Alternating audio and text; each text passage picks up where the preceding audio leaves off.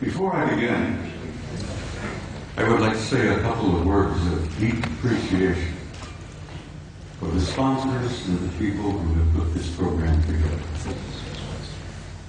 I've been involved in speaking publicly all over the planet and all over the United States. I've been at conferences here, I've been at conferences there, and I know how terribly difficult it can be to put a program like this together. And I have to say, I have tremendous respect and admiration for the people who've done this.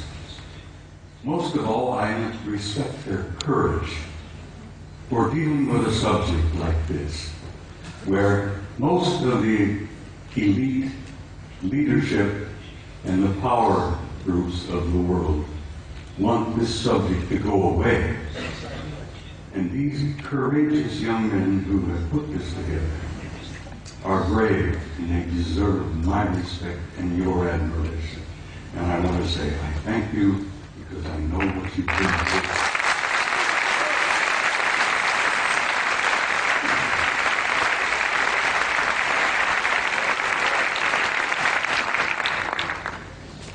Now, I must explain something else to you. I never read from a script. I don't have a prepared script to follow. I get up on a stage and I talk to people like yourselves and I kind of wing it. I have so much material and I have such a problem of keeping it under the allotted time that I've been given.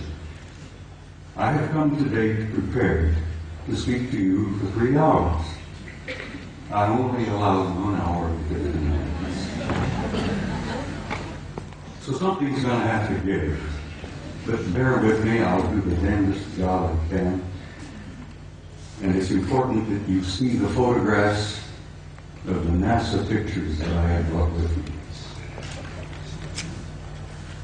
Now, my journey began 45 years ago.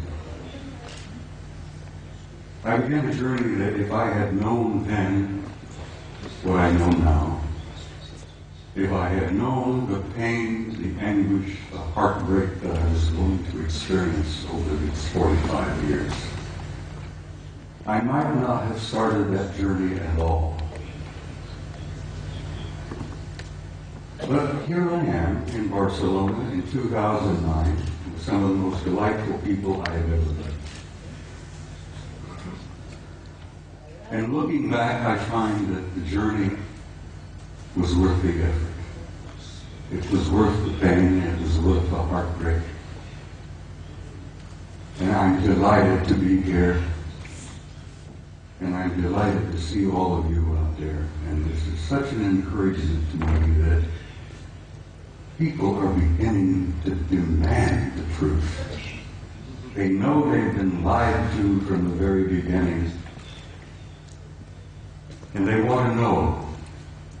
And I'm going to here this afternoon hopefully contribute one small measure to helping you understand and helping you know.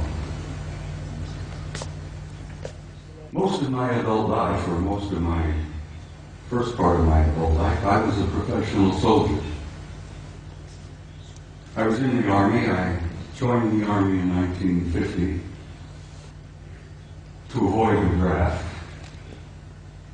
Ended up going to Officers Candidate School, and so help me God, while I was going to OCS at Fort Riley, Kansas, the North Koreans invaded South Korea, and the next thing I know, I'm on the front lines of Korea being shot at by a bunch of pissed-off Chinese and North Koreans who tried to kill me. And I had nothing against them. I didn't want to kill them. Here I am. 1951, leading combat troops in Korea in one of the bloodiest wars we ever had. And the rest, I guess you could say, is history. I led combat troops in Korea in 1951. I spent 27 years on active duty, and I also was involved in the war in Southeast Asia in 1970, where I was part of an organization that gathered intelligence in the jungles of Southeast Asia, South Vietnam, Laos, Cambodia. And let me tell you, some of those years were rather harrowing. The most harrowing experience I was to have was when I was assigned to Paris, France in 1963 to what we considered in those days a pledged assignment, a plum assignment. I was able to go to Paris, France, take my family with me, and my children went to high school in Paris. And as I said, it was a plum assignment. I had no idea what I was to find when I got there. When I arrived in the summer of 1963, I arrived with a top secret clearance. When I arrived at Supreme Headquarters Allied Powers in Europe, which was located at that time at a small town known as Roquencourt, right outside of Paris, my security clearance was upgraded to cosmic top secret, which was then and still is today the highest level of security classification that NATO has. I had to have a cosmic top secret clearance to work in SHOC, Supreme Headquarters Operations Center, the War Room. I was a senior master sergeant at the time, and when I was assigned in SHOC, I was given the job of maintaining the duty roster. We worked on a 24-hour basis, day after day after day. And I was given the job of running the duty rosters, and I worked in SHOC. And back in those days, let me tell you, the war rooms were somewhat primitive. You've seen pictures today, I'm sure, of the control centers of most major installations like SAC in Colorado Springs. Everything is electronic. Everything is demonstrated on the wall, extensions just like this beautiful stuff here. Back in those days, we had teletype, we had field telephones, and if we wanted something on the display, we had to go up and take a pin and put it on the wall and show the controllers where this division was, where that Soviet regiment was, and so on and so on.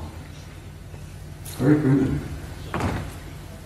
When I arrived in the summer of 1963, I heard rumors about a study that was underway.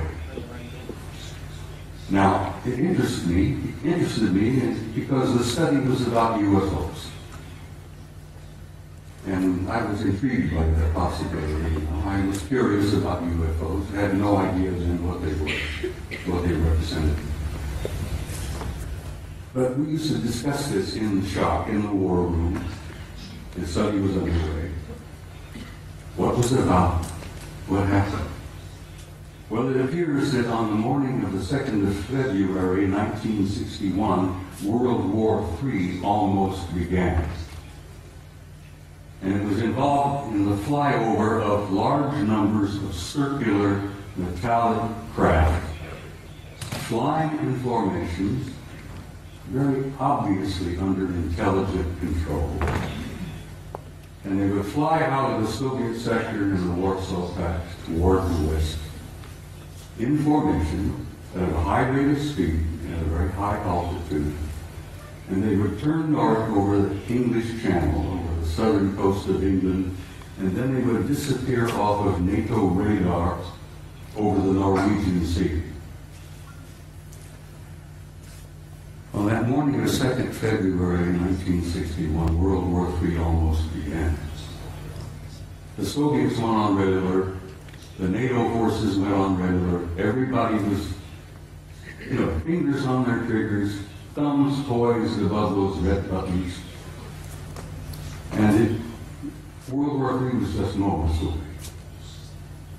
Within 20 minutes, it was all over. The objects flew, turned north, disappeared off radar. It was all over.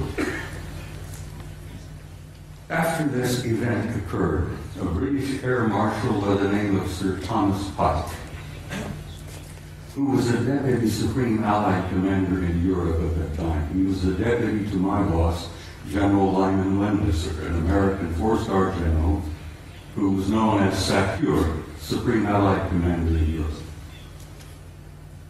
Air Marshal Pike says, "I've had enough of this. These objects have been showing up regularly from time to time. And as I said, they almost triggered a war." Air Marshal Pike said, "We're going to have to come to terms and find out what the hell's going on here. I want to know." So he began a study. He initiated a study in SHAPE headquarters that was to last 3 years. They published it and they issued it in the summer of 1964 while I was there working in the war room. They titled it An Assessment, an evaluation of a possible military threat to Allied forces in Europe. That's all we had from them. Pilot units. Just couldn't learn very much about that. An assessment, an evaluation of a possible military threat to Allied forces in Europe. I was working in the war room one early morning around 2 or 3 o'clock, and as I jokingly used to refer to it, the coffee was too black to drink. We read all the newspapers, magazines. Many of you have heard military life is about 99% boredom, broken up with 1% of sheer terror. And that's the way it used to be, and that's the way it probably is used today. I'm sitting there nodding off, and this American Air Force full colonel looked at me and he says, "Wake up." He went over to the vault. The vault, the shop, was a walk-in safe. We opened the door and walked in, and we kept classified documents in there. The colonel went over to the file and pulled out this document and threw it on my desk, and he says, "Read that, that'll wake you up." Ladies and gentlemen, my life changed. I opened the first page and I couldn't put it down. I read and read and read, and I read it every time I was on duty in the war room. I was shocked, I was stunned by the implications of what I read in that study. And as I said, my life has never been ever quite the same. The study, briefly, and I have to briefly lay this out. I could talk for 2 hours about this, but the study simply concluded this. Is there a threat to Allied forces in Europe? Apparently not. They concluded that the planet Earth and the human race had been under some kind of survey or observation going on for hundreds, if not thousands of years. They concluded in 1964 that there were at least 4 different groups coming here, observing us, surveying us, analyzing us, closely watching us, what we were up to, what we were doing. They concluded that there did not appear to be a military threat involved because the repeated demonstrations of incredibly advanced technology demonstrated to us that if they had been hostile or malevolent, there was absolutely nothing we could do. If they were evil in their intent and they were hostile toward us, it would have been over a long time ago. So, the conclusion was there were 4 different groups involved. They had been coming here for a very, very long time. Apparently, they were not malevolent or hostile. The question was, what the hell are they doing here? Why are they here? And why are they interested in us? Well, they did not know in 1964 what their agenda or their motives were, and I will tell you honestly and frankly that even today our authorities, our senior military, our national security people still don't totally grasp what their motives are, what their agendas are. Well, this study in 1964 was simply a beginning for me. As I said, I was never quite the same again. As I jokingly say, I used to be a normal human being. And after I read that study and launched on my 45 years of research, I lost all aspects of normality. I will be frank and tell you that over the years of my study and the material that I've learned and gathered has brought about in me a complete destruction of my old world view, my old world paradigm, the world view that I held since I was a kid, growing up. Everything made sense, I knew why we were here, where we were going, what was taking place. After I spent 45 years on this, it all collapsed around my knees. That was the destructive aspect of my personality. That was the part that changed me completely from the kind of human being that I had been before into the kind of human being I am today. Ladies and gentlemen, I'm totally alienated. No pun intended. I've said in a couple of interviews and briefings and such, I have had for many, many years, a love-hate relationship with the human race. One moment I love you, the next minute I hate your guts. One minute I adore you for your potential and the beauty of your music and your literature and your art, and the next minute I'm saying, to hell with all of you, blow them up, let them blow themselves up, clean the planet off, get rid of them. Part of the struggle of having lost your old worldview when your old paradigm collapses around your knees. So the man standing in front of you here today is literally a human wreck as compared to what I used to be. But I feel pretty good about it. I lost all my old illusions. I opened my eyes and I saw the future. And I'm very happy about what I've seen. I've learned over the years from infinitely variety of sources here, there, and everywhere.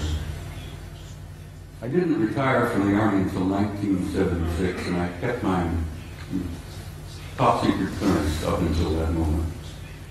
After I retired, I went to work for the Federal Emergency Management Agency and worked another 14 years for the U.S. government, where I had a top secret clearance. So I have a total of 41 years of federal service, you might say. But I learned things over the years that literally still today stun me and shock me. I've learned that the human race is a hybrid race. I've learned that we are not merely alone. We have never been alone. We have had an intimate interrelationship with advanced extraterrestrial intelligence from the beginning of our history. And let me tell you that intimate interrelationship is still going on. This one race in particular apparently re-engineered us as a species about 200,000 years ago. What we are here today is what we call Homo sapiens sapiens. You're an engineered creature. Your genetics has been manipulated. You're not the same that you were, and you are not the same of what your children and grandchildren and great-grandchildren will be in the next 100 years. The human race is going through a transition. And it's more than a transition. It's what I have learned to be a transcendent transformation into a new race, into a new future. And your descendants will be as different from what you are here today as what you are from old Australopithecus 500,000 years ago. It's not something to be afraid of, something to look forward to. You're growing, you're developing, you're becoming a new race, you're becoming a new species. Your grandchildren, your great-grandchildren, your descendants on in the next century or two have destiny in the stars. Don't you doubt that for a minute. This species, this race, this troublesome bunch of monkeys has a destiny in the stars. And we are a part of this infinite universe filled with intelligent life. And we have been from the beginning, but we're only now beginning to wake up and see it. Only now are we beginning to open our eyes and listen with our ears and look out there and say, all right, where have I been? What am I now? Where am I going?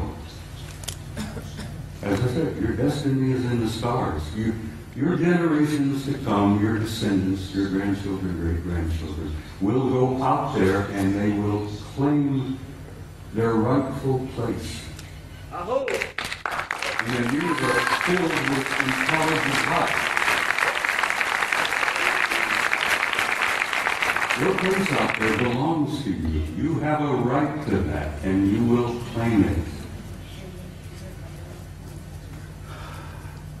There is so much to talk about. I've got some slides I have to share. Would you gentlemen please put the first picture up on the screen? I'm being assisted by some very wonderful people back behind the scene here. I like to start with a shot like this. Pictures of this nature is sort of inspiring. It gives you a glimpse of the community that you are a part of. A little glimpse of the stars out there, the nebulae. That's where you're from, and that's where you're going home again, too. That's where you belong. Next picture, please. I love these. They're so beautiful. I have some of these on my wall at home. But they inspire me. I look at them and I have a sense of recognition that I've been there before. And I know that I'm going back. But something happened in my country over the last few years that I'm very, very troubled by. Just last week, the United States celebrated the 40th anniversary of putting a man on the moon. Then we went through this whole whoop-de-doo of patting ourselves on the back and thinking, gee, wasn't that neat? Armstrong, Aldrin, Collins up there in orbit. On the moon, aren't we great people? Aren't we magnificent? Look what we did. Well, let me tell you a couple of things that they did that you may not have ever heard about before. They took the few pictures they had it all televised, everybody, Walter Cronkite and all of them were looking out. Golly gee, isn't this great? Isn't this neat? We got a couple of guys on the moon. Ladies and gentlemen, my government, NASA, NASA, which many of us in the United States say stands for never a straight answer, proceeded to erase 40 rolls of film of the Apollo program. The flight to the moon, the flight around the moon, the landings on the moon, the walking guys here and there. They erased, for Christ's sake, 40 rolls of film of those events. Now we're talking about several thousand individual frames that were taken that the so-called authorities determined you did not have a right to see. Oh, they were disruptive, socially unacceptable, politically unacceptable.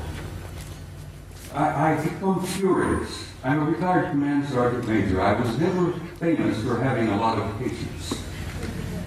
The idea when I found out that they had erased 40 rolls of film involving several thousand individual shots about what really happened up there, I became so furious that I could have punched the director of NASA in the nose. I try to be, I'm not a dangerous man. I like to tell people that, like Henry Higgins in My Fair Lady, I have the milk of human kindness by the quart in every vein. So I really am a gentle man. But I have the capability, the potential of being rather dangerous and violent. And these lies and these cover-ups that I've learned about firsthand over the years literally infuriate me. And I hope it infuriates you, because these authorities, these nitwits in high positions of power, who are proceeding to spend all the money that the American people make for their own use, for their own private programs, and then lie through their teeth about what the truth really is.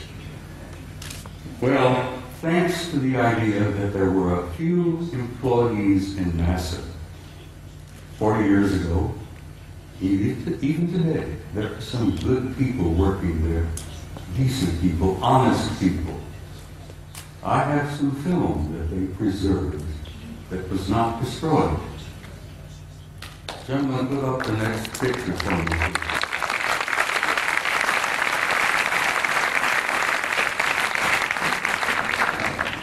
This is a NASA photo. This is Apollo 12. Apollo Systems 12, roll number 50, negative number 7348. They were flying over the moon before they landed. They went into orbit around the moon. As many of you, I'm sure, if you know the system, you know the procedure.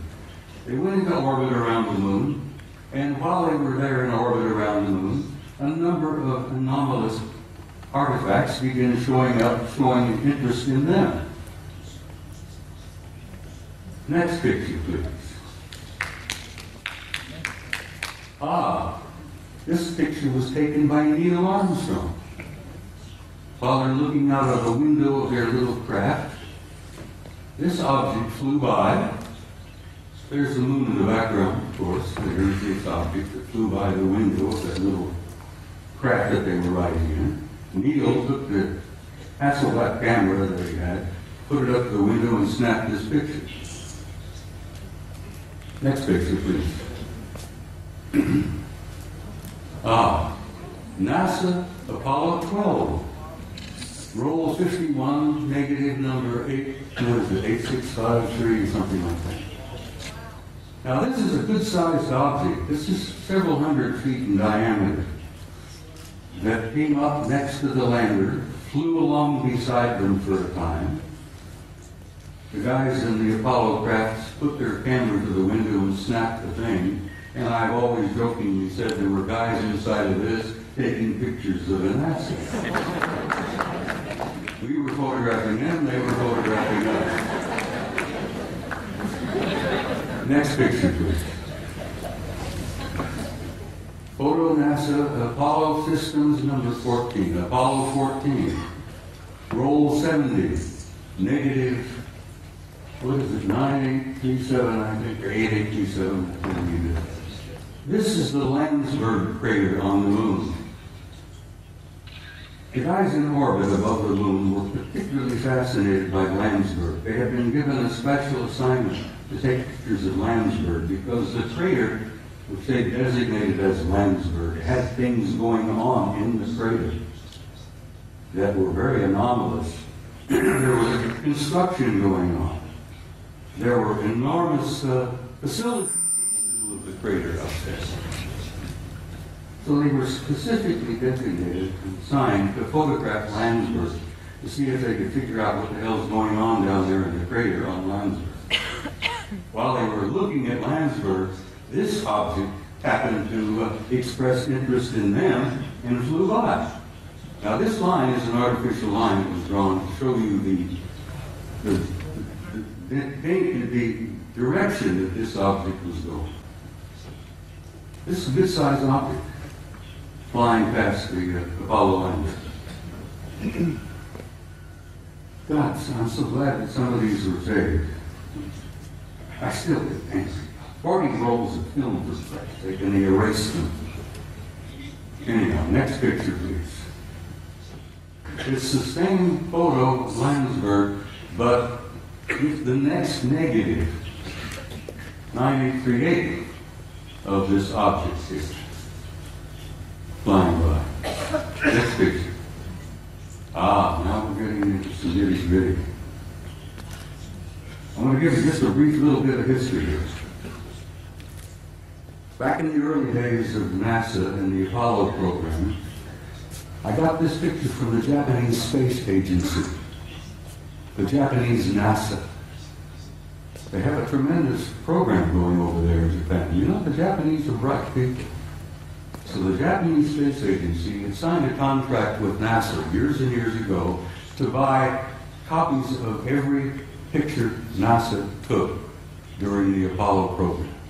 And I'm sure the Japanese paid a sizable amount of money for this contract.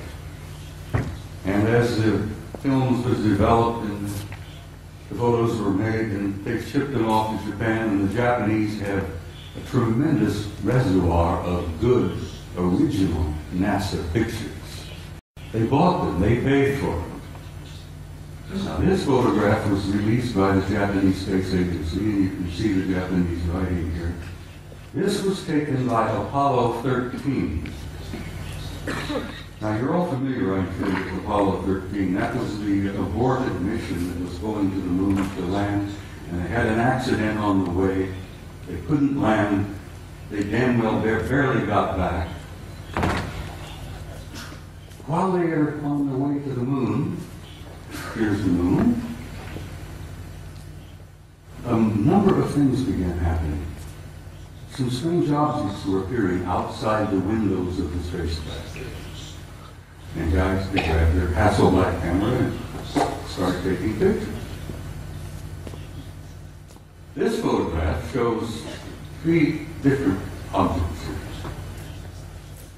This looks like a circular object with an enlarged dome on top. This is a smaller object, a circular kind of disc-shaped craft. But coming in from the right margin of this particular picture is this. Next picture, please. Here we are. This is a blow-up of the positive in the photograph. And here is a blow-up of the negative of this object here. Ladies and gentlemen, this particular object is 5 miles long. And I'm tempted to use the term big mother. No pun intended, but you know, it appears to be a mothership. It's gigantic. 5 miles long. And here these NASA guys are up there in this little cramped Apollo capsule, and they look out their window and they see something that's 5 miles long. It shakes them up a little bit. When they got back to NASA with these pictures, it shook them up a hell of a lot. Next picture, please. This is the next sequence. Here, this large mother has moved into the middle of the frame, and something else has shown up over here, which has been estimated to be 2 miles long. But this really upset the guys.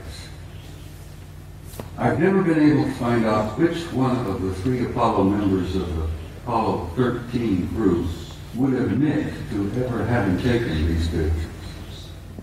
Because as you know, the Apollo astronauts were threatened with their lives. I kid you not, they were threatened seriously. They even threatened their families if they ever divulged any of the information that they knew. Next photo, please. Yeah, here we are. Here's the big mother. Here's the other one, 2 miles long. Here's a picture of the positive. This is the negative. This mother is 5 miles long. Up here you see what appears to be two circular objects either arriving or departing from that particular big ship. I can almost understand why the authorities in NASA, why the authorities in the space program didn't want this information to come out. They were frightened. They were stunned. They couldn't deal with it themselves, and they figured if they couldn't handle it, you couldn't handle it. There would be social disruption, I believe is one of the terms they used. They would disturb the body politic, I believe the term they used. So they clamped the lid down on this, and it's still down, and it's going to stay down, I'm afraid, for some time yet. Until people like yourselves and people like me and the rest of them here on the stage, by pushing and prodding and chipping away at this lie and this secrecy, eventually we will succeed. And don't you doubt that for a minute.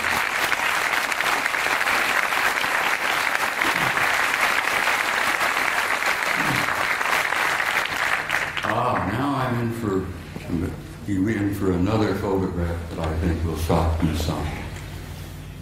In 1980, NASA, never a straight answer, launched the Voyager program to Saturn. They launched this little mechanical spaceship filled with cameras and film and so on. Wanted to go to Saturn because something had been going on in the rings of Saturn, around the moons of Saturn, that didn't make a lot of sense.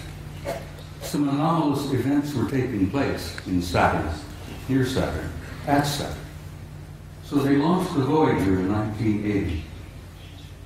The pictures they got back from Voyager was so stunning and so shocking that they just locked them up in the safe. Fortunately, I met and developed a friendship with a retired NASA scientist by the name of Norman Bergman. Norman Bergman worked for NASA for about 30 years. He was a technician, a scientist on the Voyager program to Saturn in 1980. Norman decided, after waiting a number of years, for NASA and the authorities to be candid and honest and forthright and tell us what they really found up at Saturn. And Norman got so frustrated he wrote a book. Now, he couldn't get it published in the United States. No American publishing house would even touch it. Norman Bergman had to go to Scotland, for God's sake, to Aberdeen to get his book published. And he published it. He did succeed. He got his book. It's a piece of genius. It's a beautiful piece of work. And the things that they photographed near Saturn appeared in print for the first time. This is the A-ring of Saturn. And you're all familiar with what Saturn looks like. It's a beautiful planet. It's giant. It's a big one. But it's got rings all around. Well, this is the A-ring, and here is an object that is self-luminous, obviously artificial, larger than our moon, that seems to be moving all around throughout the rings of Saturn among the moons of Saturn. And Saturn's got a couple of dozen moons. This object here, as I said, larger than our moon, moving all around, apparently under intelligent control in the rings of Saturn. Now, try for a moment, if you can, to imagine a kind of a technology that is capable of constructing something larger than our moon, that's artificial, that moves around wherever it wishes to go, that's probably got several thousand guys inside. That is shocking to some people. Next picture, please. This is a piece de resistance, I guess, is the French thing. Here you have another self-luminous, artificially constructed object, circular in shape, larger than our moon, that is also moving here, there, and everywhere throughout the rings of Saturn and among the moons of Saturn. You know, there's got to be intelligence aboard. But this is the one that really blew the NASA people on the Voyager program out of the water.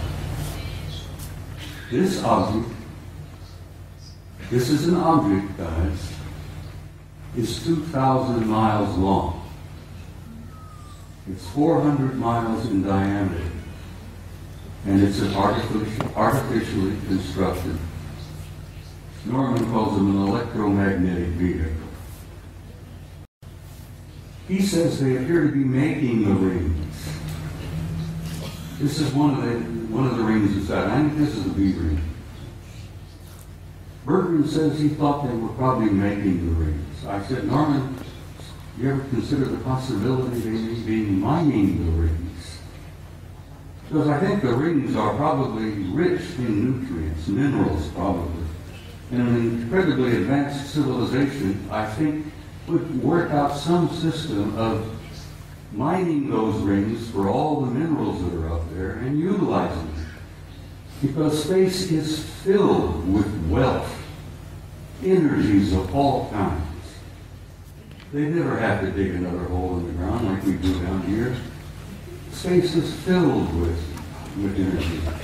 This is 2,000 miles long, and here on this end there seems to be something like an exhaust or a flare of energy of some kind. It's probably a result of engines of some type inside this thing.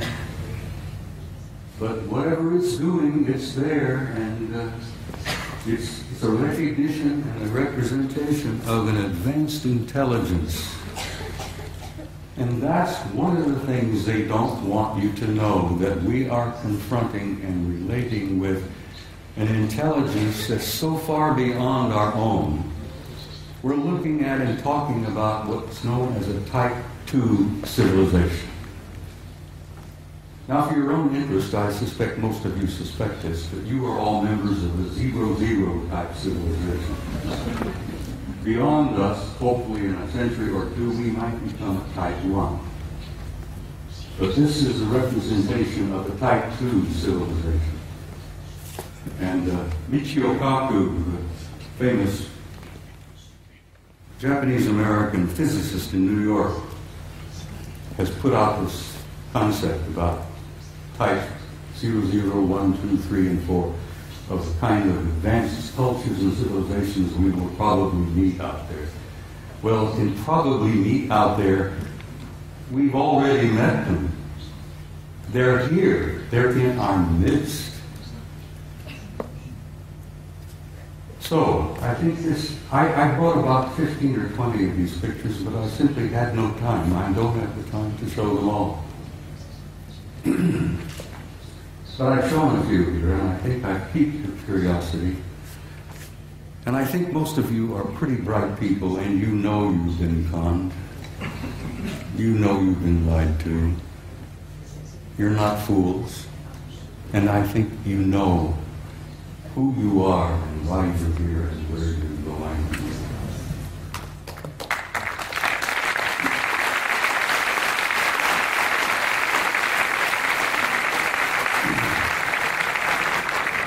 Next photograph, please.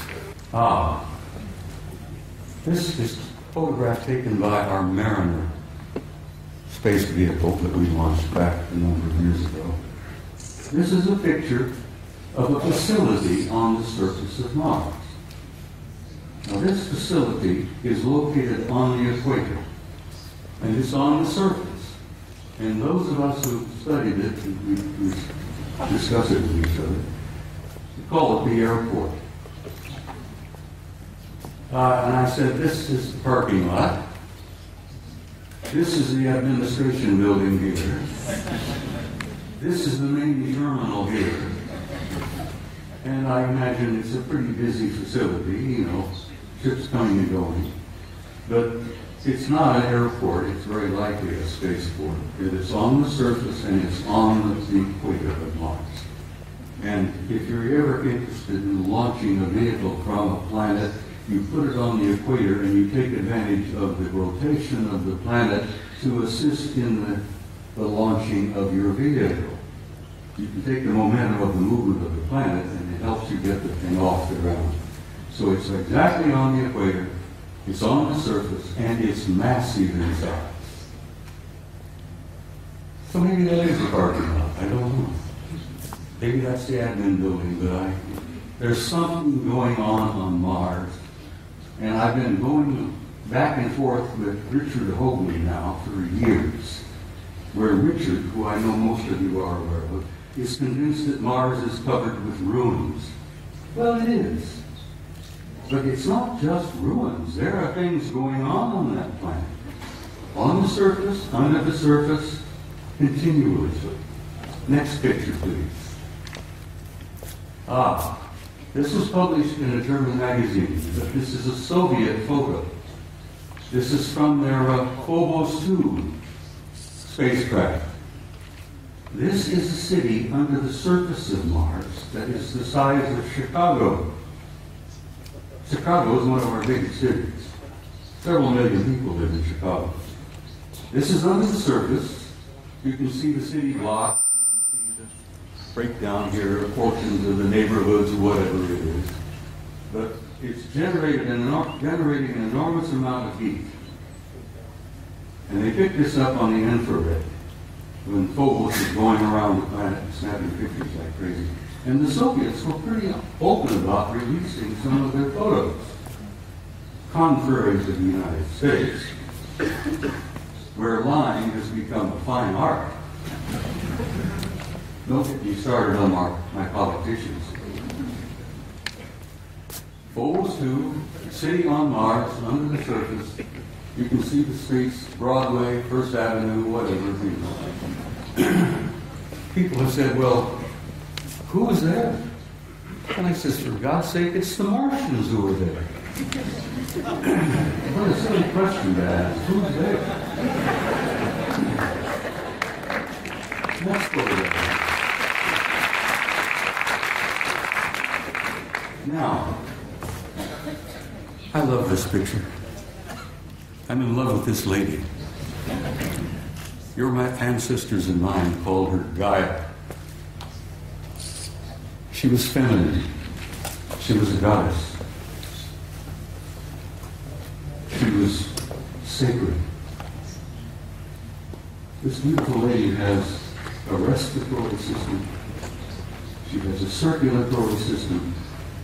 And she has a heart. And she's our source of life on this planet.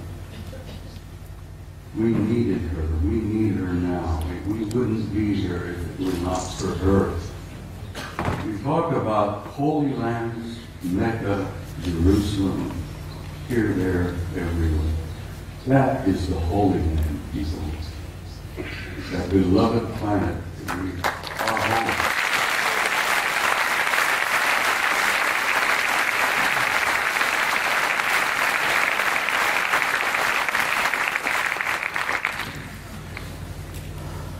Next picture, please.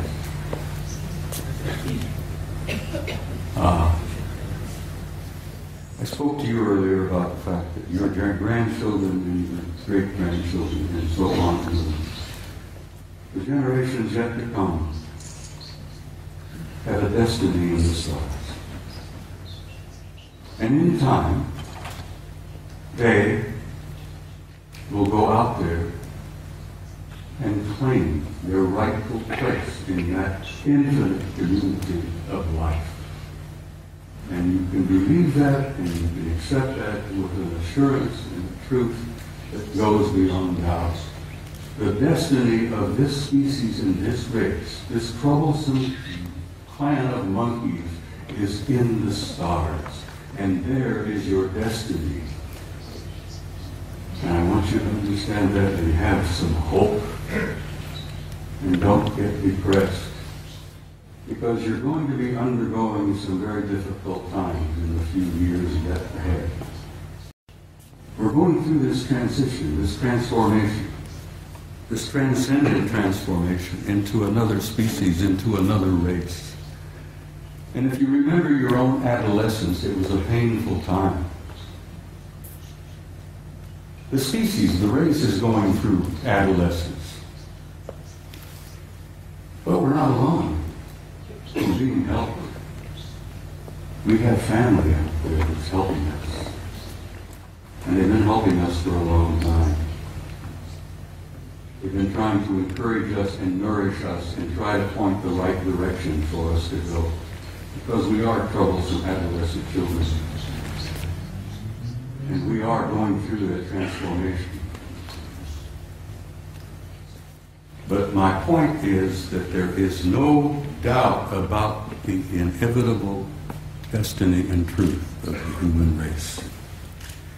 Now I want to quote something from you, if you'll bear with me here. One of my favorite authors, poets, was a man I've admired for years, Count Leo Tolstoy. Tolstoy said that there is something in the human spirit that will survive and will prevail. That will survive and prevail, and that there is a tiny and brilliant light burning brightly in the heart of man that will not go out no matter how dark the world becomes. And then in the years ahead, when things are difficult, the economic problems take place, there will still be disruptions, fear. Oh, sadly enough, I'm afraid there will still be blood in the streets here, there, and everywhere. This coming out of adolescence is not an easy process. But then, what do you do when you reach beyond adolescence? You reach adulthood. You grow up. And we're growing up.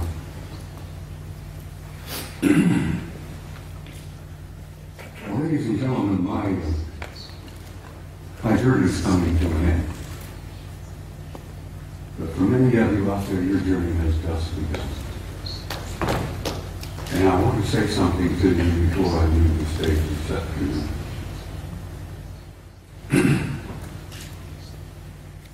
No matter how dark the world becomes, be sure, as Tolstoy said, there is a spark, there is a flame burning in your heart that will never go out, no matter how dark the world becomes.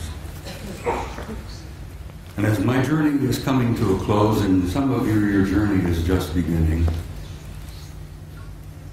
I wanted to say to you, in a term that I think is absolutely appropriate, you Spaniards have got some beautiful terms and words. Vaya con Dios.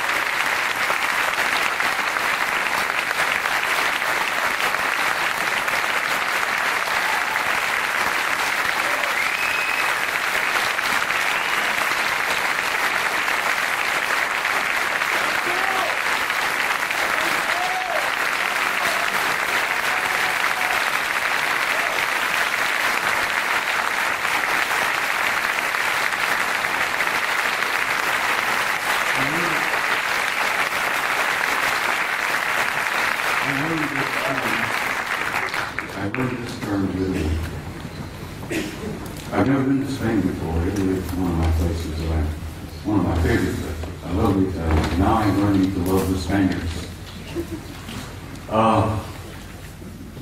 In Italian, I learned to say this, and I will say it to you. And I understand you know the meaning of it, but it's very small. In closing, I want to say to you all, ti amo.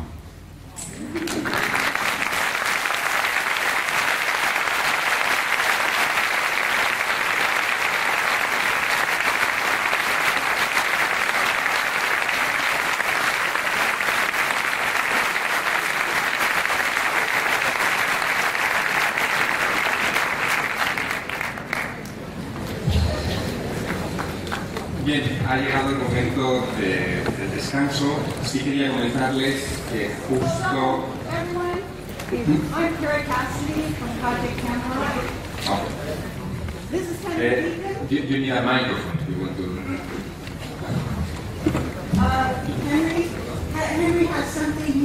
say to Bob? Bob? This is Henry Deacon. Excuse me. And we just want to say something here.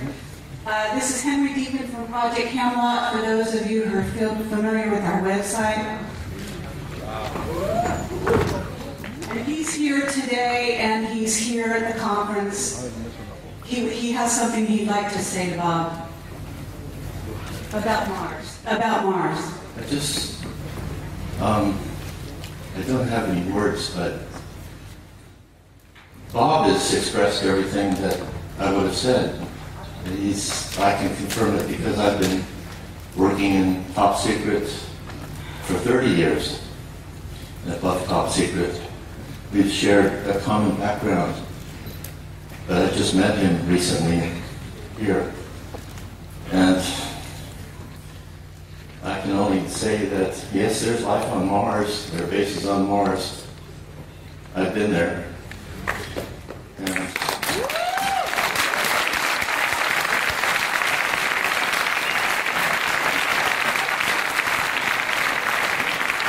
I didn't even get started on telling you some of the things I wanted to share this afternoon about who and what is on the moon and Mars, but Henry knows. It's a long story, as he said. There's not enough time to put it all together. Except that it's a positive story. It's not one of fear. He showed a picture of the Mother Earth, and it's giving birth, and there's birth pangs, but there's a child that's being born. And just forget about the fear, because that's just a really temporary thing. There she is. So, a friend of mine, Angelica, who no one knows, UK, she calls this the Emerald Planet. And it's alive. Yes, it's very much alive. We're a part of that lit life form, and it spreads. The life spreads throughout this whole galaxy. And the rest of our family is watching and waiting and helping quietly behind the scenes. And I've been fortunate enough to be able to meet family that don't just live here on Terra for a long, long time, even before I was in government work. So thank you.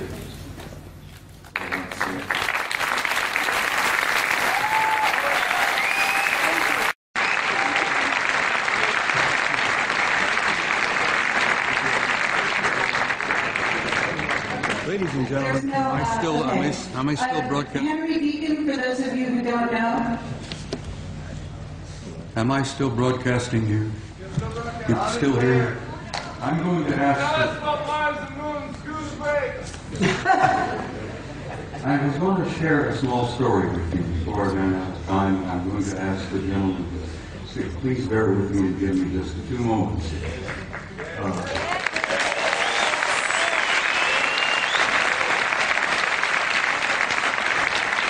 With this for over. I attended my son's retirement ceremony in Washington, D.C. in November. My boy retired in November in Washington as a full captain of the United States Navy after 30 years of service. And while I was at this retirement party, the room was filled with admirals and generals, and retired commanders and captains and so on.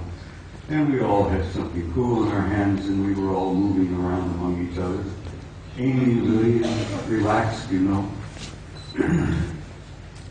A retired Navy scientist, whose name must remain untold, came up to me, nudged me. He says, I know you. I said, yes, I'm Eric's father. No, he said, I know you. You're that notorious retired command sergeant major with the big mouth. And I said, yes, I go to that. He says, I had to share something with you before the party was over. He said, I retired several years ago. He said, my last job was at a government laboratory in Nevada, a few miles from Las Vegas.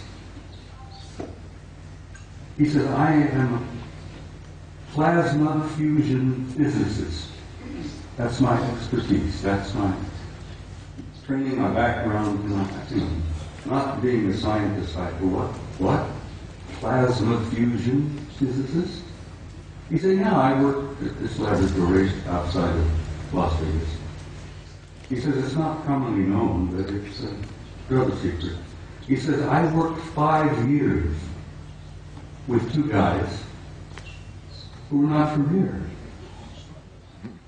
They were from somewhere else. And he says they were delightful people. They were scientists, they were working with us, they were assisting us, they were encouraging us and offering us ideas and possibilities and one thing or another in plasma fusion, which is infinite energy forever. But he says, I got to know them pretty well. And he says, after a couple of years, he said, I went up to one of them and I said, what do you guys really think of us human beings? And this chap, through somewhere, said, well, since you've asked, we think you are how did he word it? A primitive, savage, and dangerous race. And the scientist said, I had to agree with him. We are. We're a primitive, savage, and dangerous race at the moment. The other chap was standing there, who had been listening in. He was also from somewhere. Said, you also smell bad.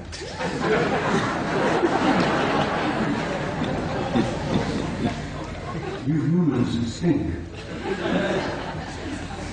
In nothing personal, mind you, we find that you don't smell good. And the scientist said, my first thought was, I didn't spray under my arms this morning to make you. And they tried to explain that we humans have a psychic odor about us that they pick up and they find it terribly offensive. But it hit me between the eyes because when I was a boy growing up, my grandmother used to say, if we could only see ourselves as others see us, it would help so much to develop our integrity and our character and all that. And this remark from my grandmother hit me, that we were getting this so-called from a horse's mouth, from one of our extended family out there, that you're primitive, savage, and you're dangerous, but you also stink. And I thought that was humorous, and I shared it with Gogo, and she said, please include that in your presentation. So Gogo, bless your heart, I did that for you. Good night, everybody.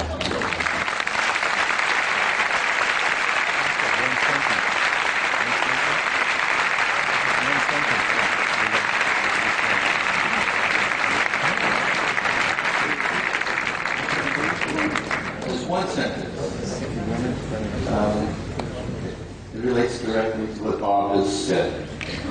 If you want contact, raise your spirit high. And that's what they want. Because they don't want to mix with you if you're savage beasts. It's that simple. Just relax and be happy and work with each other. It's a very simple message. Thank you, Henry. Thank you.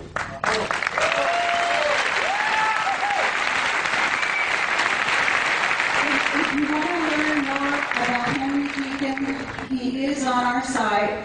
We have a lot of very long transcripts all about who he is, some of where he worked, and about Mars. We also have a video called Jump Room to Mars, in which David Wilcock and Bill Ryan and I discuss some of what he told us. And we're looking for maybe a 15-minute, maybe a half hour tomorrow when Henry Deacon can address you and maybe tell you some of the details. Thank you.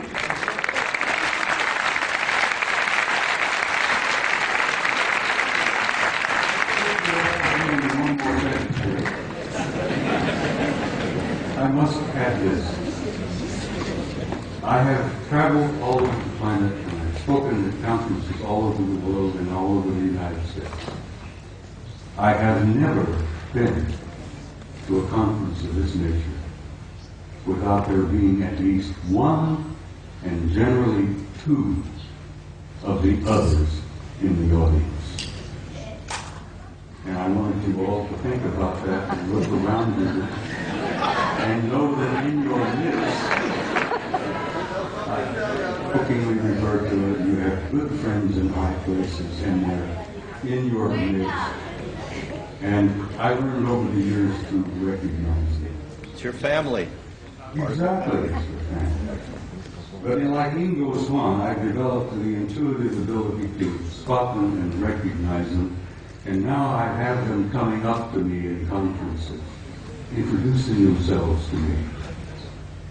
And there are no limits, right? No limits. Life is infinite and forever. And God bless all of you. And I will say good night.